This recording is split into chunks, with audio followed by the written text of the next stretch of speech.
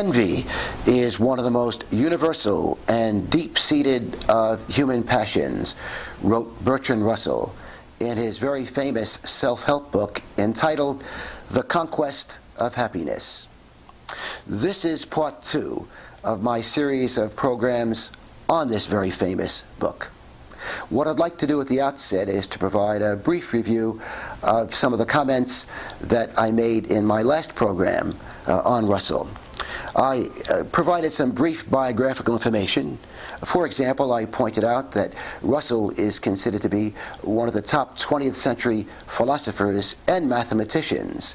That's right, he had 2 careers. Also, he taught at Cambridge in England and also at Harvard and the University of Chicago here in the United States. And in 1950, Bertrand Russell won the Nobel Prize for Literature. This book, The Conquest of Happiness, is divided into 2 parts.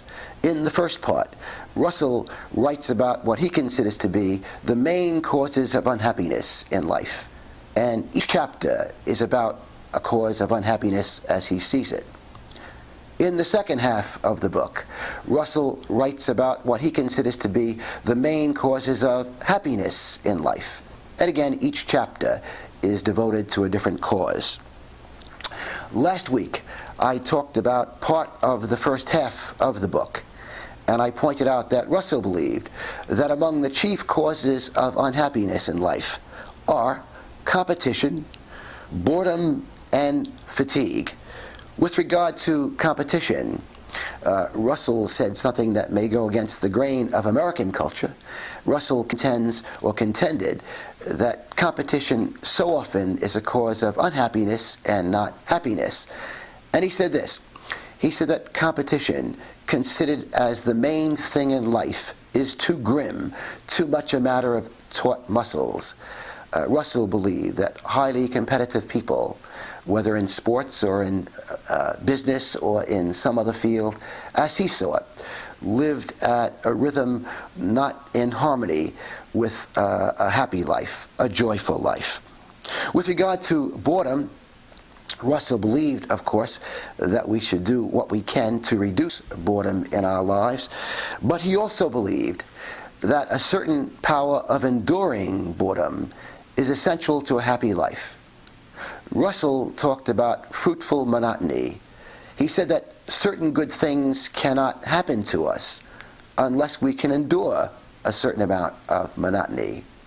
For example, he pointed out that one could not become an accomplished writer, one could not become an accomplished scientist, carpenter, marathon runner, etc., unless one could deal with a certain degree of boredom. And also last week I pointed out that Russell believed that fatigue is a chief cause of unhappiness. And he said among the chief causes of fatigue are the obvious one, not getting sufficient sleep, but also he believed that worry, which is a form of fear, contributes to fatigue, and that if we could reduce our worrying in life, we could reduce our fatigue. What I'd like to do today is to talk about 3 other major causes of unhappiness that Russell talks about in his famous book, The Conquest of Happiness. Russell talks about envy being a chief cause of unhappiness. He said that envy is one of the most universal and deep-seated of human passions. It is interesting that the philosopher Spinoza also devoted a lot of attention to envy. And Spinoza said this, and I'm quoting him, "People are naturally envious creatures. This means that they are prone to rejoice at the failure of other people and to be upset at their successes." Russell wrote that the human heart, as modern civilization has made it, is more prone to hatred than to friendship. Allow me to say that again. Russell claimed that the human heart, as modern civilization has made it, is more prone to hatred than to friendship. And he explains it this way. He says that it's prone to hatred because so many people feel deeply, perhaps unconsciously, that they've missed the meaning of life, whereas others perhaps know what the meaning of life is and have secured the good things. And of course, this, as he claims, can result in great envy of other people. What's the remedy for envy? Well, Russell suggests a couple of possible remedies. For one thing, he points out that we must acknowledge that we can't be happy and envious at the same time, that envy inevitably causes us unhappiness. In fact, by definition, envy is a feeling of discontent at others' advantages and possessions. He also points out that we should realize that envy is a product of poor vision, that it consists in seeing things never in themselves, but only in relation to other things. An example, let's assume you have a brand new car, a very nice new car, and it's a $20,000 car, and you're very happy with it. And then a few weeks later, your neighbor buys a $40,000 car, and very often your neighbor parks his car behind your car, and you are now consumed with envy. Well, Russell would say again, your problem is that you're not seeing clearly. Don't see your car in relationship to his car, but see your car in and of itself. And he claims that this could help in diminishing, if not eliminating, envy. Also, another possible way of dealing with envy that so many of the great thinkers have suggested is to cultivate compassion. And this can be easier to do if one realizes what human nature is all about. The idea that everybody suffers. Thoreau put it this way.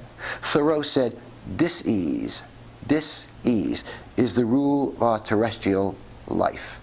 That Thoreau believed that human nature being what it is, all human beings experience anxiety and nervousness, perhaps every day.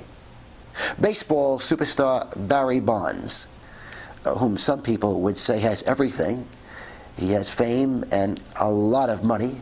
Barry Bonds has said that every time he goes to bat, he is fearful. And what's he afraid of?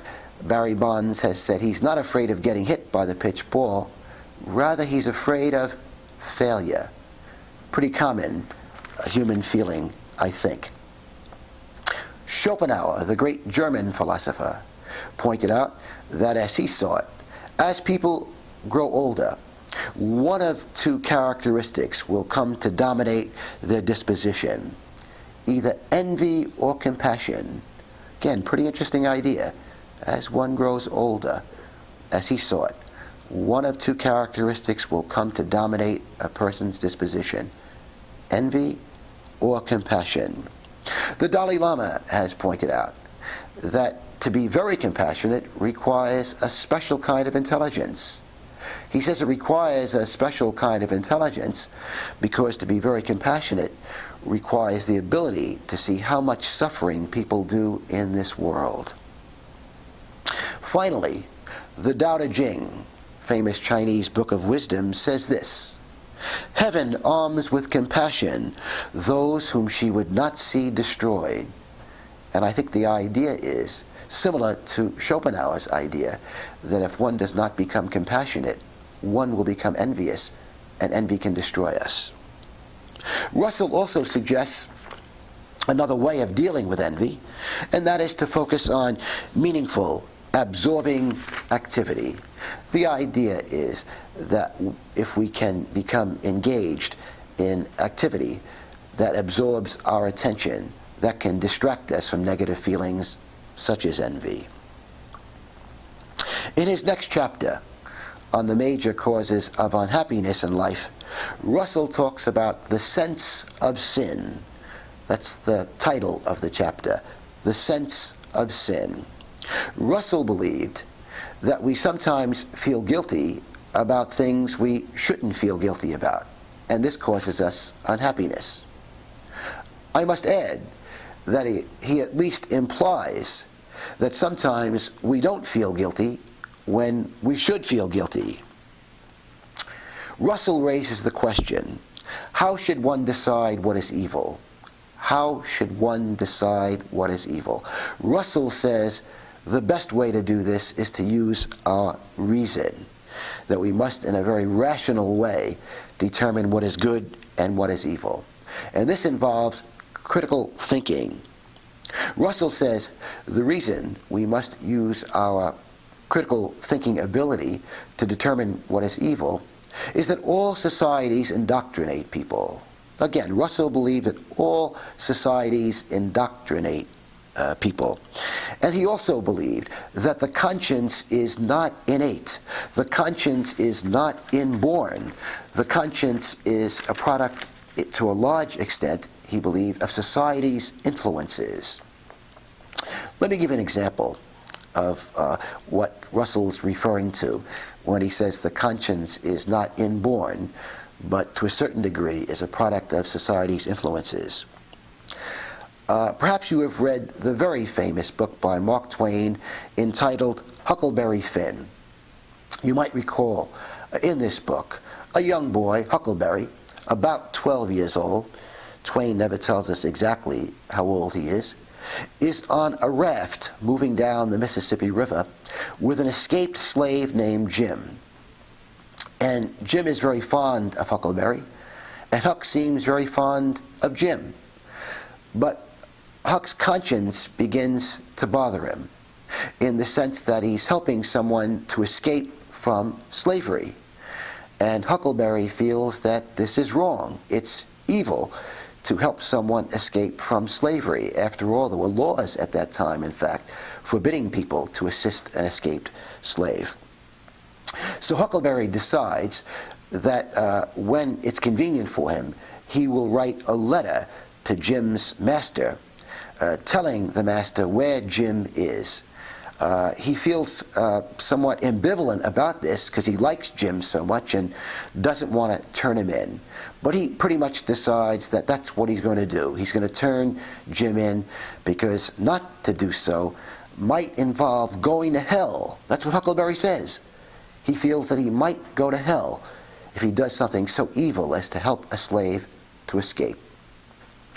Well, Huckleberry gives it some more thought and eventually decides that he can't turn Jim in, that he likes Jim too much, and he knows Jim has a family, and in fact he's trying to rejoin his family and maybe help his wife and children to escape.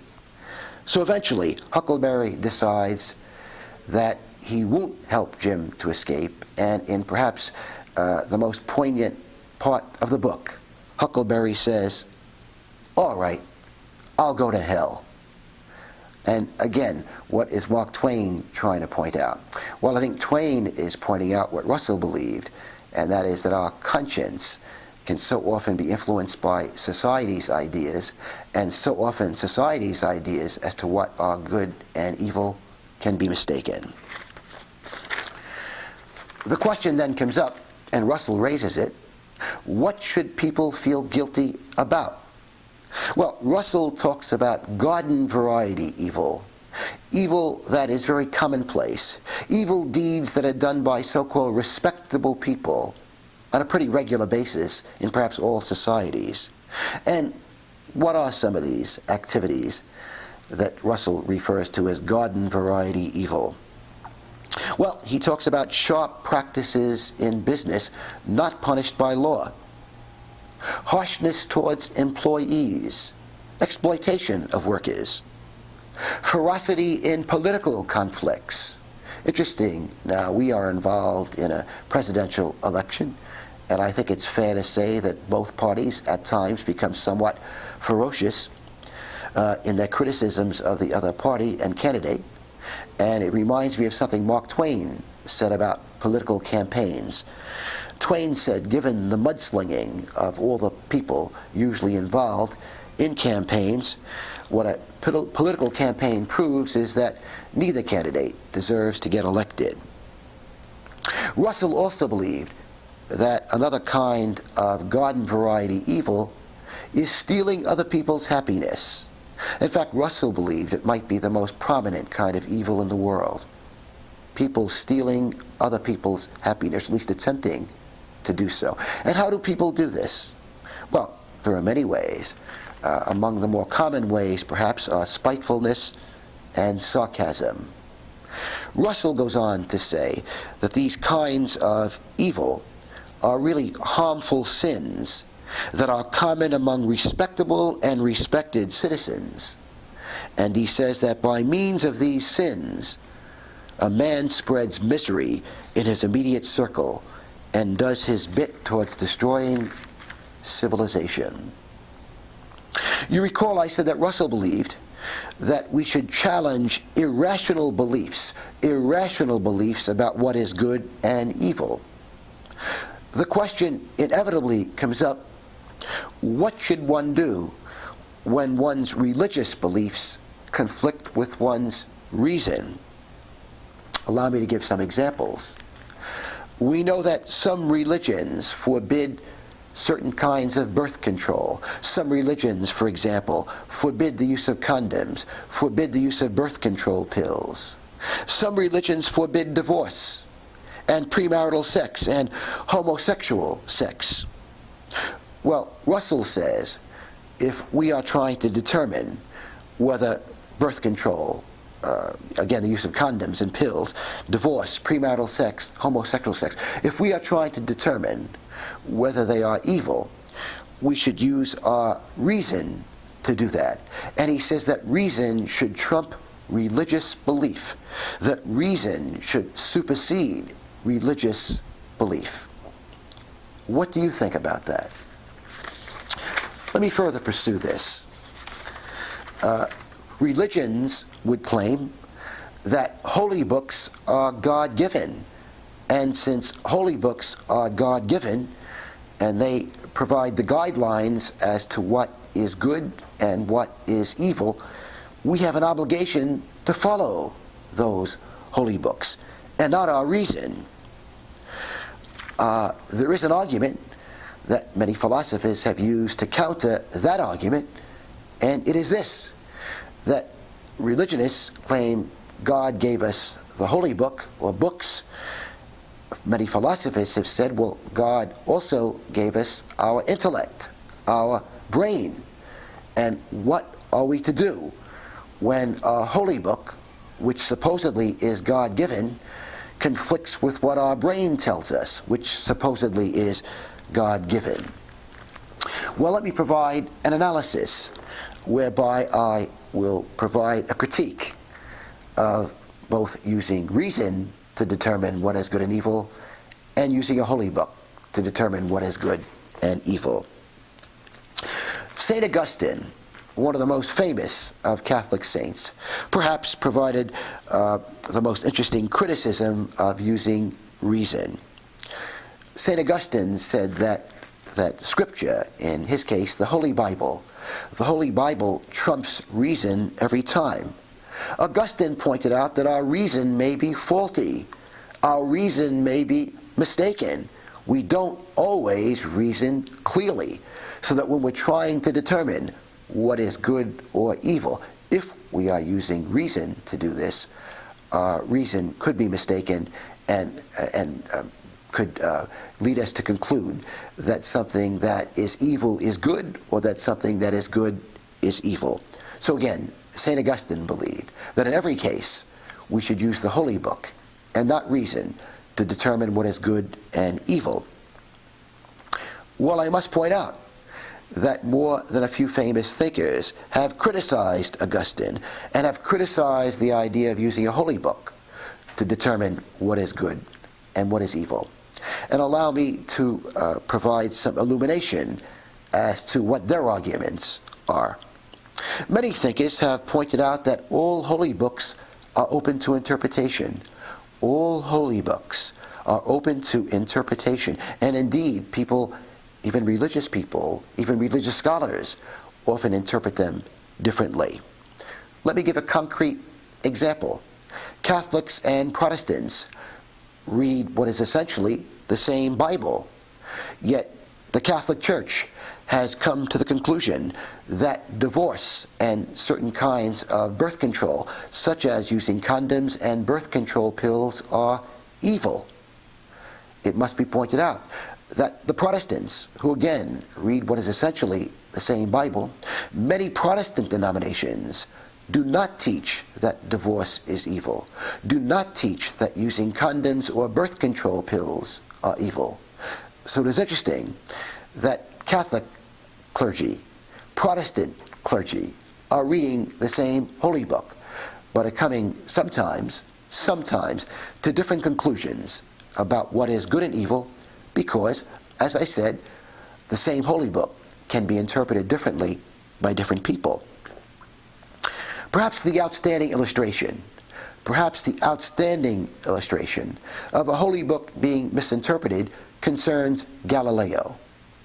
You recall this very famous scientist in the 17th century was accused and in fact convicted by the Catholic Church of heresy for claiming that the Earth was not the center of the solar system, the universe, but rather the sun was. And the Church, in rebutting Galileo, pointed out that the Bible was very clear on the subject of the Earth being the center of the universe. And therefore, Galileo had to recant. The Catholic Church put tremendous pressure on this scientist to recant. And as we know, years later, indeed 3 centuries later, the Church apologized to Galileo, who of course was dead by this time, and the Church admitted that it had misinterpreted the Bible when it said that the Earth was the center of the universe. Also, another argument scholars who claim that one should use reason and not a holy book to determine what is good and evil, is this. They raise the question of which holy book should one use. Should one use the Bible as one's guide? Should one use the Quran, the Islamic holy book, as one's guide? Should one use the Bhagavad Gita, a Hindu holy book, as one's guide? And indeed, there are many other holy books. What I'd like to do now is to move to the final cause of unhappiness that Russell talks about, and that is fear of public opinion. Russell says that so many people are preoccupied with a fear of what other people think of them, and that this causes them tremendous unhappiness in life. Russell points out that public opinion is fickle, and that if we allow other people to control us in terms of how we live, that we then become slaves to public opinion. Russell says that we should not, for the most part, pay attention to public opinion. In fact, he sets a guideline. He said we should only be considerate of what other people think of us to the extent of avoiding starvation and staying out of jail. Again, we should respect public opinion only to the extent of avoiding starvation and staying out of jail. Russell pointed out that public opinion, majority opinion, can vary in the same society at different times. Indeed, at one time in the United States, it was shameful for a woman to have a child out of wedlock. Indeed, many women who became pregnant years ago had their child in secrecy. Well, today, public opinion, majority opinion, has changed in the United States. For good or bad, that's your decision. But indeed, I think it's fair to say that today there is little or no stigma attached to a woman having a child out of wedlock. So if Russell were alive today, he would talk about all the women who many years ago in the United States suffered tremendous unhappiness because they had become pregnant and were not married, and they felt that was very shameful. Whereas today, many women don't feel it shameful because society, for the most part, does not tell them that it is shameful.